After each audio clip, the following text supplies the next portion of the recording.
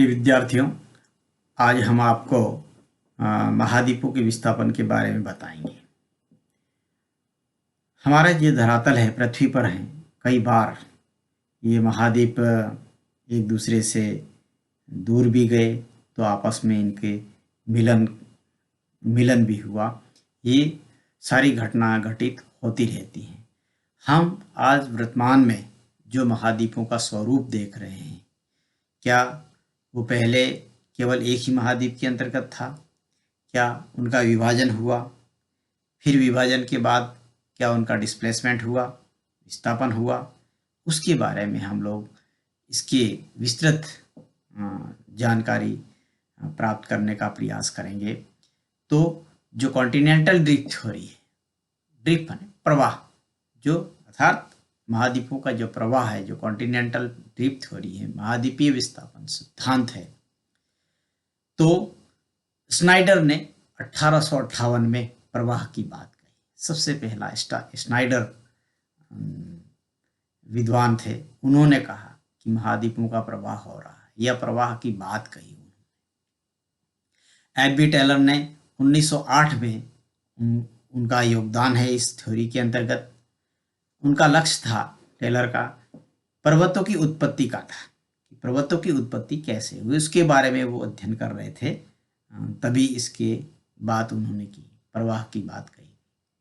1912 में वेगनर ने, जो जर्मनी के विद्वान थे, संपूर्ण महाद्वीप एक दूसरे से जुड़े हुए। वेगनर ने बताया कि सारे जो महाद्वीप हैं वो एक दूसरे से जुड़े हुए हैं। संपूर्ण महाद्वीप पेंजिया और महासागर पैंथालसा था। ये जो कह रहे हैं, इनके अनुसार ये जो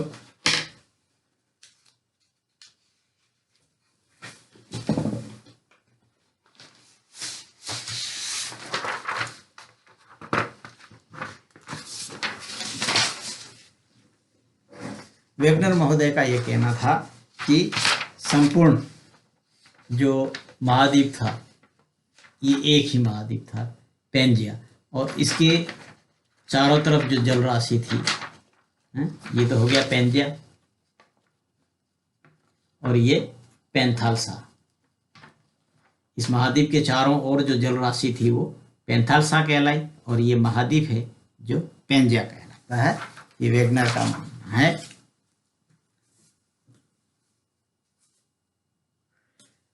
टेथिस भूसन्नति से हिमालय और आल्प्स की उत्पत्ति हुई। पेंजिया का टूटना सूर्य और चंद्रमा की ज्वारीय शक्ति वेगनर ने बताया। वेगनर ने बताया कि पेंजिया का जब विभाजन हुआ तो उसके पीछे एक बहुत बड़ी शक्ति है, वो सूर्य और चंद्रमा की ज्वारीय शक्ति के कारण इस महाद्वीप का विभाजन हो जाता है, विभाजन हो जाता है। और ये विखंडन पश्चिम की ओर व उत्तर की तरफ हुआ। वेगनर महोदय कहते हैं कि जो पेंजिया का विभाजन हुआ वो पश्चिम की ओर हुआ और उत्तर की तरफ हुआ, दोनों ओर से हुआ। सियाल सीमा पर बिना किसी रुकावट के तैर रहे। दूसरा कहता है कि सियाल, हमारी पृथ्वी की परतों के बारे में हमने पढ़ा, सियाल सीमा और नीफे, तो उनका कहना है कि सियाल सीमा पर बिना किसी रुकावट के तैर रहे हैं। रॉकीज, एंडीज पश्चिम की ओर प्रवाह होने से ब्रेक दे दिया। जब पश्चिम की ओर जो प्रवाह हो रहा था महाद्वीपों का, तो अचानक ब्रेक लग गया और इस ब्रेक के कारण प्रवाह रुक गया, और रुकते ही रॉकीज और एंडीज पर्वतों की उत्पत्ति हो जाती है। यह रुकावट कहाँ कैसे हो गई? क्योंकि यहाँ भूसन्नति, छिछले जल, यहाँ सीमा में ब्रेक अचानक कैसे दे दिया, यह उसकी आलोचना भी है। दक्षिण गोलार्ध में हिम से ढका हुआ था। जो दक्षिण गोलार्ध है पूरा पूरा हिम से ढका हुआ था।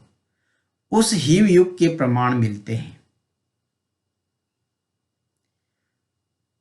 ग्लोसोफर नामक वनस्पति के प्रमाण मिलते हैं, जिससे यह पूरा पेंजिया जुड़ा हुआ था। दक्षिण भारत पर जो हिम का प्रभाव था, हिम के अभी विभिन्न महाद्वीपों के हिम के प्रमाण मिलते हैं, जहां आज मरुस्थलीय भाग हैं या नहीं है, तो महाद्वीपों के मिलने से कुछ दूरी भी रह जाती है। अगर अभी आज हम कल्पना करें कि सारे महाद्वीपों के एक साथ मिला दिया जाए तो उनके बीच में कुछ दूरी रह जाती है। तो विद्वान डुटाइट ने 400 से 800 किलोमीटर का अंतर मिलता है। सभी महाद्वीपों को अगर मिला दिया जाता है, उनकी जो बीच की दूरी रह जाती है वो 400 से 800 किलोमीटर की होती है। यह अपर्दन के कारण मिलता है, इरोजन के कारण। ये जो अंतर है वो इरोजन के कारण मिलता है, अपर्दन के कारण मिलता है। ये बात कही। पर्वत, जीवाश्म, वनस्पति आदि मिलने के प्रमाण हैं। अतः ये सारे महाद्वीप एक दूसरे से जुड़े हुए थे। यूएसए यूरोप से जुड़ा हुआ था। चट्टानें कैसे जुड़ा हुआ था, तो उसके ये है कि वहां की चट्टानें यूएसए की चट्टानें और यूरोप की चट्टानें। पर्वत क्रम दोनों में समानता है। उन पर्वतों को कैलिडोनियन के नाम से जानते हैं। जो यूरोप और यूएसए की जो पर्वत श्रेणियां हैं, जो वहाँ की सॉइल्स में ये पर्वत हैं, तो उनको कैलिडोनियन के नाम से जानते हैं। दूसरी हर्षिनियन पर्वत, दूसरी है जो हर्षिनियन, जो अपलेशियन है उनको हर्षिनियन पर्वत या अपलेशियन के दक्षिण से मध्य यूरोप में निकल जाते हैं। अतः यह महाद्वीप यूरोप के पश्चिम किनारे से सटा हुआ। यूरोप के जो लेमिंग नामक छोटे छोटे जीव यूरोप महाद्वीप हैं, और यूरोप से जो लेमिंग नामक छोटे छोटे जो जीव हैं, यूरोप के पश्चिम किनारे से जो छटा हुआ है, पीछे जाके वो डूब जाते हैं। अतः इनकी स्वभाव के अनुसार पहले महाद्वीप था, यह एक प्रमाण है। यूरोप के जो जीव हैं वो जो पश्चिम की ओर जाते हैं, सागर में डूब जाते हैं, तो इसका अर्थ ये है कि ये दोनों महाद्वीप जुड़े हुए थे और उनको आभास है कि आगे जमीन है, और जमीन नहीं मिलने के कारण समुद्र में जाकर के अपनी जान या डूब जाते हैं। भूमध्य सागर की चौड़ाई कम और हिमालय पर्वत की ऊंचाई बढ़ रही है। भूमध्य सागर की जो चौड़ाई है वो कम होती जा रही है, जबकि हिमालय पर्वत की ऊंचाई बढ़ रही है। ग्रीनलैंड पश्चिम की ओर बढ़ रहा है, तो हिमालय उत्तर की ओर बढ़ रहा है। यह सिद्धांत महाद्वीपों और महासागरों की उत्पत्ति को भी समझाता है कि महासागर और महाद्वीपों की उत्पत्ति कैसे हुई। यूएसए व दक्षिण अमेरिका खिसकने से कुछ भाग छूट जाने से द्वीप बने। इस प्रकार पूर्वी महाद्वीपों के पश्चिम की ओर खिसकने से बने हैं। महाद्वीप और महासागरों की उत्पत्ति के संदर्भ में दो विचारधाराएं हैं। पहली विचारधारा के अनुसार महाद्वीपीय भाग प्राचीन काल से ही स्थिर रहे। कि पहले जो मानने वाले के है कि महाद्वीपों का कोई विस्थापन नहीं हुआ, वो तो पहले से ही स्थिर रहे हैं, लेकिन जलवायु परिवर्तन, जलवायु कटिबंधों के बदलने के कारण हुआ है।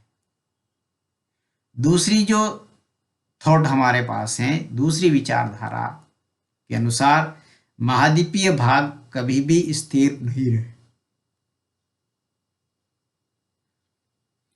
उसमें विस्थापन होता रहा है ना। दूसरी विचारधारा कहते हैं कि नहीं, पहले वाले कहते हैं कि नहीं, महाद्वीप तो स्थिर रहे हैं और जलवायु कटिबंधों में चेंज हुआ है। तो दूसरे कहते हैं कि नहीं, महाद्वीप कभी भी स्थिर नहीं रहे हैं, उसमें परिवर्तन होते रहे हैं, जलवायु कटिबंध स्थिर रहे हैं। ये इनका कहना था।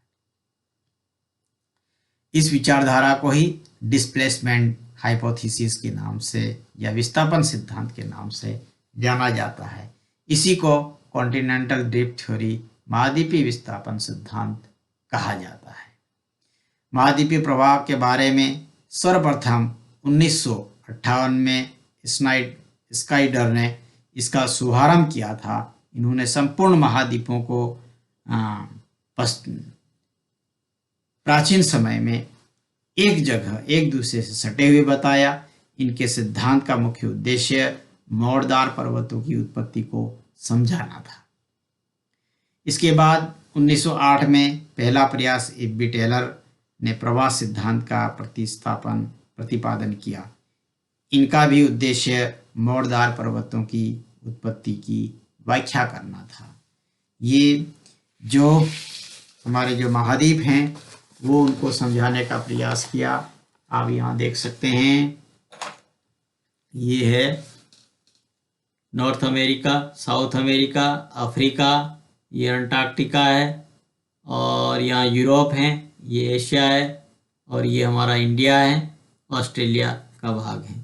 इस तरह से इस मैप में आपको समझाया गया है, और विद्यार्थी चाहें तो ये नोट्स भी इसमें रीड कर सकते हैं।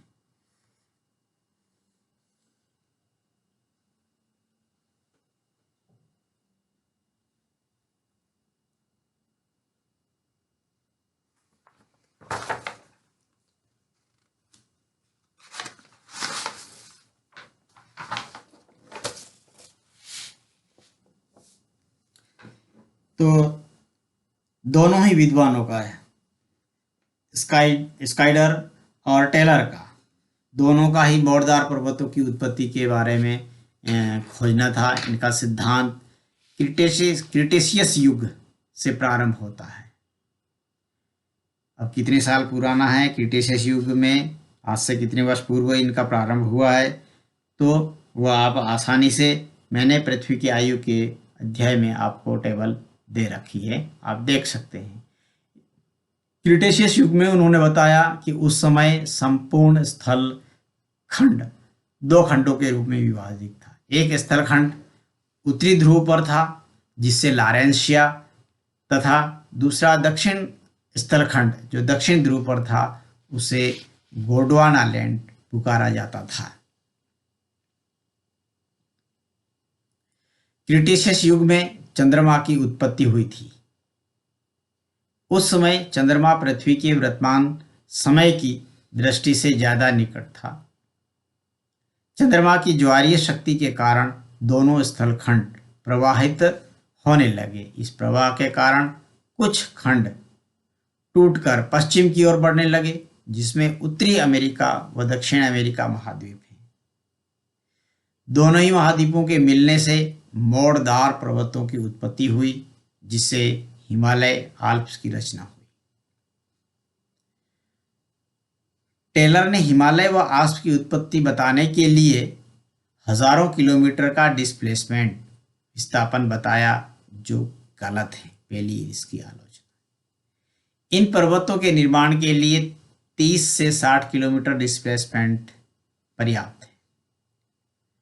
चंद्रमा की ज्वारीय शक्ति इतनी थी कि जिससे डिस्प्लेसमेंट विस्थापन हो जाता, लेकिन इस ज्वारीय शक्ति के कारण पृथ्वी का परिभ्रमण खत्म हो जाना चाहिए। होम्स ने कहा कि हिमालय और आल्प्स पर्वतों की उत्पत्ति के लिए ना तो प्रवाह की शक्ति और ना ही ज्वारीय शक्ति है के लिए पर्याप्त नहीं है।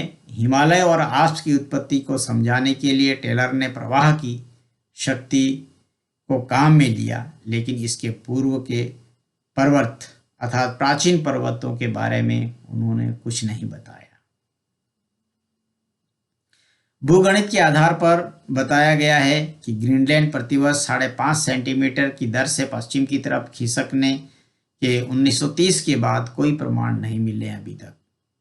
यूरोप में लेमिंग नामक कुछ ऐसे छोटे छोटे जीव हैं जो कि ऋतुओं के अनुसार पश्चिम की ओर जाते हैं और पश्चिम में यह अटलांटिक महासागर में कूदकर अपनी जीवन लीला समाप्त कर देते हैं।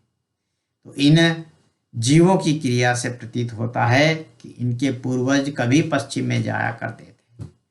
उस समय संपूर्ण स्थलखंड एक दूसरे से जुड़े हुए थे, लेकिन डिस्प्लेसमेंट होने से वहाँ वर्तमान में थल भाग ना हो करके जल भाग है। कार्बोनिफेरस युग में हिमानीकरण का प्रभाव फॉकलैंड, दक्षिण अफ्रीका, भारत, ऑस्ट्रेलिया, अर्जेंटीना आदि में पाया गया है, जो इस बात को सिद्ध करता है कि ये महाद्वीप किसी समय एक दूसरे से जुड़े हुए थे। ग्लोसोप्टेरिस नामक जो वनस्पति हैं, जो भारत, दक्षिण अफ्रीका, फॉकलैंड, ऑस्ट्रेलिया में पाई जाती है। इस वनस्पति का पाया जाना भी महाद्वीपों के एक दूसरे से जुड़े होने को सिद्ध करता है।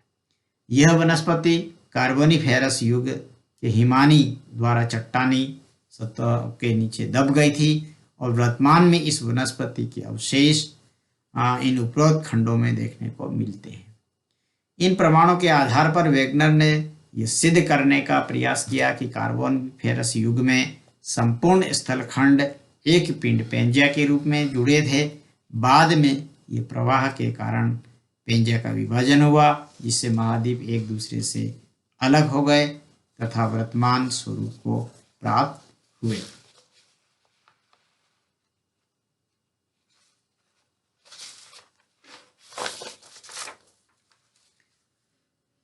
आज इतना ही। अगला हम इसके अगले वीडियो में पढ़ेंगे।